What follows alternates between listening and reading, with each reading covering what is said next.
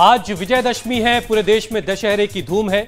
कश्मीर से हिमाचल तक जबरदस्त सियासी एक्शन भी है। लेकिन आज नागपुर से देश के हिंदुओं और मुसलमानों के लिए एक बड़ा पैगाम आया। मौका था आरएसएस की दशहरा रैली का। संघ प्रमुख मोहन भागवत ने मुसलमानों से कहा कि समाज को तोड़ने का काम चल रहा है। दो समुदायों के बीच खाई पैदा करने की कोशिश हो रही है। उदयपुर के कन्हैया लाल मर्डर का जिक्र करते हुए भागवत ने कहा कि खुद मुस्लिम समुदाय ने सर तन से जुदा का विरोध किया। हिंदू और मुसलमान कैसे मिलजुल कर रहें, भागवत ने इसका भी फॉर्मूला बताया। संघ चीफ ने कहा कि अगर सही को सही और गलत को गलत कहेंगे तो समाज में खाई पैदा नहीं होगी। भद्रता और शांति के पक्ष में सदा रहे, लेकिन लोग डराते, अरे संघ वाले मारेंगे, और ये हिंदू संगठन होगा ना तो सबको बाहर जाना पड़ेगा। ये हवा फैलाते हैं। ऐसा कुछ डर मन में है, और है इसलिए उसका निराकरण करने की इच्छा मन में लेकर तथाकथित अल्पसंख्यक समाज के कुछ बंधु पिछले वर्षों में हमसे मिलते रहे हैं, और हम भी मिले हैं। हमारे प्रमुख अधिकारी उनसे मिले हैं। आना जाना दोनों चल रहा है। ये कोई परसों नहीं हुआ, ये बहुत पहले से चल रहा है। भाव तो संघ का डॉक्टर साहब के समय से यही है, परंतु प्रत्यक्ष में शुरू हुआ श्री गुरुजी को डॉक्टर जिलानी मिले तब से, और तब से यह क्रम धीरे धीरे बढ़ रहा है, और ये बढ़े ऐसी हमारी इच्छा है संघ की, और संघ इस संवाद को कायम रखेगा। क्योंकि समाज को तोड़ने के प्रयास चल रहे हैं। अब कुछ दिन पहले उधर उदयपुर में, इधर अमरावती में और भी जगह बहुत जघन्य क्रूरता वाली घटनाएं हुई। क्या कारण था, क्या नहीं, उसकी चिकित्सा नहीं करते। जो हुआ वो बहुत क्रूरतापूर्ण हुआ। पूरा समाज विरोध में गया। हमेशा होता नहीं, लेकिन इस बार मुस्लिमों के भी कुछ प्रमुख लोगों ने इसका विरोध किया, उसको गैर इस्लामिक बताया। अन्याय, असत्य, अत्याचार, आतंक के खिलाफ ऐसे ही खड़ा होना चाहिए। ये अपवाद न रहे। सभी समाजों के सज्जनों को ऐसा मुखर होना चाहिए। इसके अलावा दशहरा रैली में आज संघ प्रमुख ने बेकाबू जनसंख्या का भी जिक्र किया। बेकाबू पॉपुलेशन को देश की सबसे बड़ी समस्या बताते हुए भागवत ने कहा कि एक ऐसी जनसंख्या नीति बनाने की जरूरत है जिसे हिंदू भी माने और मुसलमान भी। ऐसी जनसंख्या नीति बने जो सभी धर्मों पर लागू हो। सुनिए जरा। जनसंख्या में प्रमाण का भी संतुलन चाहिए। हम भुगते हैं। जनसंख्या का असंतुलन हुआ तो 50 साल पहले उसके गंभीर परिणामों को हमने भुगता। और केवल हमारा ऐसा हुआ ऐसा नहीं, आज की तारीख में पूर्व तिमोर नाम का एक नया देश बना, दक्षिण सुदान नाम का नया देश बना, कोसोवो बना। जनसंख्या में पंथ संप्रदाय के प्रमाण में अंतर आने से नए देश बन गए, देश टूट गए। यह असंतुलन जन्मदर एक भाग है उसका, लेकिन जोर जबरदस्ती या छल कपट से, लालच से मतांतरण, यह सबसे बड़ा फैक्टर है। और जहां सीमा पार से घुसपैठ होती है वहां घुसपैठ से भी यह होता है। उस संतुलन का भी ध्यान रखना देश हित की दृष्टि से अनिवार्य बात है। और इसलिए जनसंख्या की एक समग्र नीति बने, वो सब पर समान रूप से लागू हो। एक बार बनने के बाद किसी को छूट न मिले और समाज इसको स्वीकार कर ले, इसलिए उसके लिए मन बनाकर उसको लाया जाए, इसकी आवश्यकता है। क्योंकि फिर से समाज में अगर उसको नहीं माना तो नीति क्या करेगी? समाज स्वीकार करता है, अगर लाभ देने वाली बात है, स्वार्थ की बात है, समाज सहर्ष स्वीकार करता है, उसको लिए समझाना नहीं पड़ता।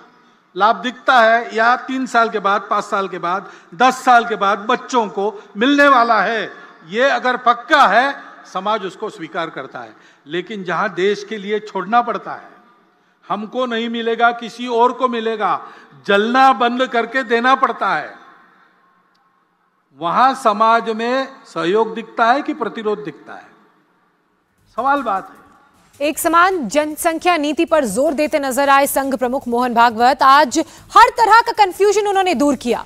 विरोधी आरोप लगाते हैं कि संघ में महिलाओं के लिए जगह नहीं है। आरएसएस प्रमुख ने इसका भी जवाब दिया।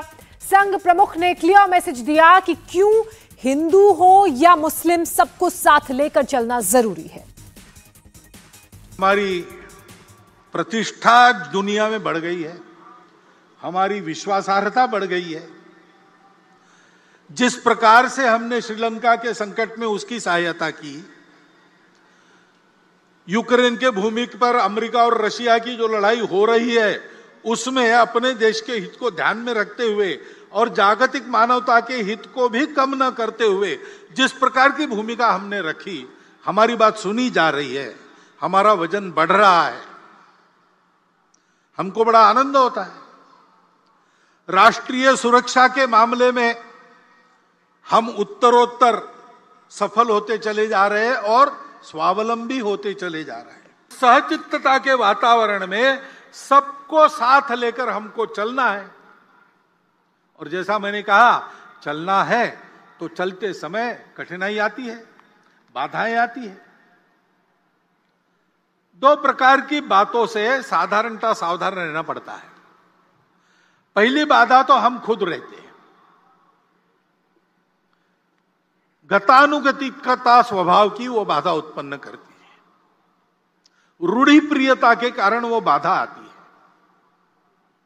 समय बदलता है, समय के साथ बहुत कुछ बदलता है, समय के साथ मनुष्य का ज्ञान भी बढ़ता है और अज्ञान के कारण कुछ बातों की समझ जो थी वो समाप्त होती है। संपूर्ण समाज को संगठित करना है तो समाज तो दोनों से बनता है। हमारे यहां यह दृष्टि है, पुरुष श्रेष्ठ की महिला श्रेष्ठ, ऐसा वाद हम नहीं करते, क्योंकि हम ये जानते हैं कि दोनों के बिना समाज नहीं बनता, दोनों के बिना सृष्टि नहीं होती। ये दोनों परस्पर पूरक है, ये हमारी भारतीय दृष्टि है। दोनों का काम है और दोनों का काम परस्पर पूरक है। तो आप सुन रहे थे मोहन भागवत को। उन्होंने मुसलमानों और हिंदुओं के बीच जो खाई पैदा की जा रही उसको लेकर के कई बड़ी बातें कही कि सही को सही और गलत को गलत जब कहा जाएगा तो 2 समुदायों के बीच उससे जो है खाई पैदा करने वालों को का जो मकसद है वो कामयाब नहीं होगा। इसके अलावा महिलाओं को लेकर के संघ पर जो आरोप लगता है उसको लेकर के भी आज मोहन भागवत ने जवाब दिया। आज का जो कार्यक्रम था उसमें चीफ गेस्ट के तौर पर संतोष यादव को बुलाया गया था, जिन्होंने एवरेस्ट को फतेह किया है।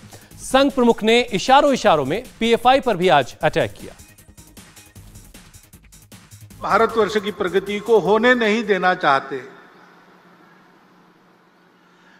उसलिए भारतवर्ष के समाज में किसी प्रकार का सद्भाव सामंजस्य जो नहीं चाहते, जिनके स्वार्थों को मार मिलेगी ऐसा उनको डर लगता है, ऐसा होने से वो सारी शक्तियां बाधा उत्पन्न करती है। अब उनके साधन भी होते हैं, अपना स्वार्थ साधने के लिए असत्य विमर्श पैदा करते हैं, गलत विमर्श पैदा करते हैं, हमको भटकाने के लिए, हमारे मन में द्वेष उत्पन्न करने का प्रयास करते हैं, हमारे बीच दूरियां बढ़ाने का प्रयास करते हैं। ऐसे सतत उनके प्रयास चलते हैं जिससे इस देश में एक आतंक का वातावरण हो, कलह बढ़े, देश में एक प्रकार से अराजकता हो जाए, नियम कानून के प्रति सम्मान न रहे,